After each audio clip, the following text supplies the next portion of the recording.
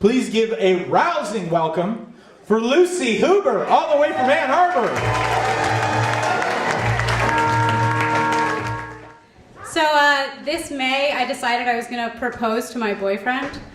At work one day, I left during my lunch break and I got a ring. And proposing is really hard. How many of you guys have proposed in here? Not a lot. It's hard because you have to think about a lot of things. You have to think about, like, is this location right? Is this time right? But if you're a girl proposing to a guy, you have to think about, like, a lot more other things, like, do I have to get down on one knee? And, like, is he gonna be mad that I stole his thunder? And, like, is he gonna think that it counts? But I knew that I wanted to marry my boyfriend. We've been dating for 7 years. And I really loved him, but the problem was he didn't seem quite as excited about getting married as I did.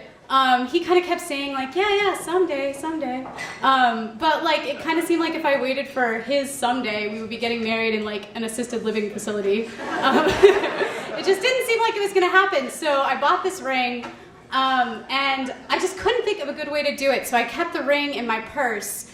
And I kept my purse with me all the time, all summer. And I held it there, and I kept thinking like some magical, perfect moment would happen, and that it would just be the right time to do it. But it never, ever was. Until about 2 weeks ago, we were about to go camping in Sleeping Bear Dunes. And I thought, like, all right, that sounds good. And then a few days before that, we were watching an episode of Lost. And, like, of course, this is where all proposal stories start. And I'm sorry if I ruined Lost for you, but there's an episode of Lost where Charlie knows he's going to die. So he writes his 5 greatest hits on a piece of paper to give to his girlfriend, Claire. And the 5 greatest hits are the 5 best things that have happened to him in his life. So I think, like, that's perfect. I'm going to write my boyfriend, Matt, I'm going to write him 5 notes, and I'm going to give them to him throughout the weekend. And each of the notes is going to be a greatest hit from our relationship. That's cute, right? And at the end of each of the notes, there's going to be a riddle, and if he solves the riddle, then he's going to get a little prize, like I got some candy and like some like Cheez-Its, and I wrapped them all up. And then if he puts all the riddles together in the 5th note, it's going to say, "Will you marry me?" I know. It was pretty good. And so I sit down at a cafe in Ann Arbor to write these notes. And the weirdest thing happens as I'm writing them outside. Matt walks by, and I quickly throw everything in my bag because I don't want him to see. And he's carrying this like big poster tube, and we have like the world's most awkward conversation because I'm like trying to keep him as far as possible away from me because I don't want him to see what I'm doing. And like we sound like we've literally never met before. We're like, "Hey, what are you doing? Okay, see you later." And he's like, "I'm giving a presentation." And so I don't think much of it. And then the next day, we go on this trip, and the note system is really good because it's like a foolproof plan. It's like once I start, I'm in. Like I can't turn back. So I give him the first note, he solves the clue, he gets like a bag of peanut M&Ms, he's real psyched about it. And then throughout the weekend, I keep giving him these notes, he keeps solving the clues, he's really into it. And the last day that we're camping, we have to hike out to our camp spot. So we put on our backpacks and we're in the car and we have to hike like about a mile out to this beach. And we're putting on our backpacks, and I noticed that Matt has that weird tube that he had been carrying the day that I saw him. And I'm like, that's kind of weird. And I'm like, is there going to be a timeshare presentation on the beach? And he's like, yeah, maybe, okay.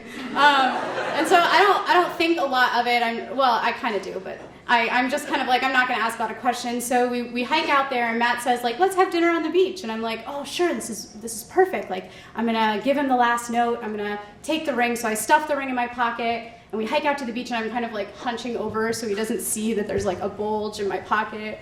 And we get to the beach, and I shove the ring underneath the blanket. And he says, okay, close your eyes. I'm like, okay.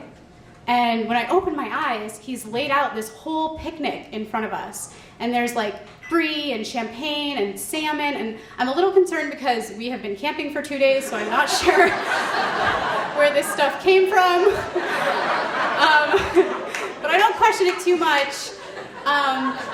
then he pulls out the poster, and it's a poster of pictures of us.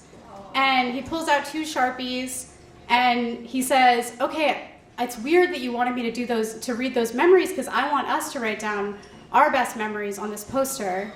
So we write down all of our best memories, and then all of a sudden, before I can give him the 5th note, he pulls out an engagement ring. And he proposes to me.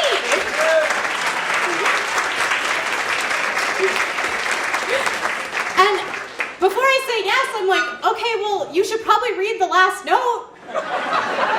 And so I give him the note, and he solves the puzzle, and it says, will you marry me? And I pull out my engagement ring that I've been hiding underneath the blanket. And the rings are from the exact same jewelry store. They're in the same box. And we both say yes. Neither of the rings fit. But not everything can be perfect. Thank you.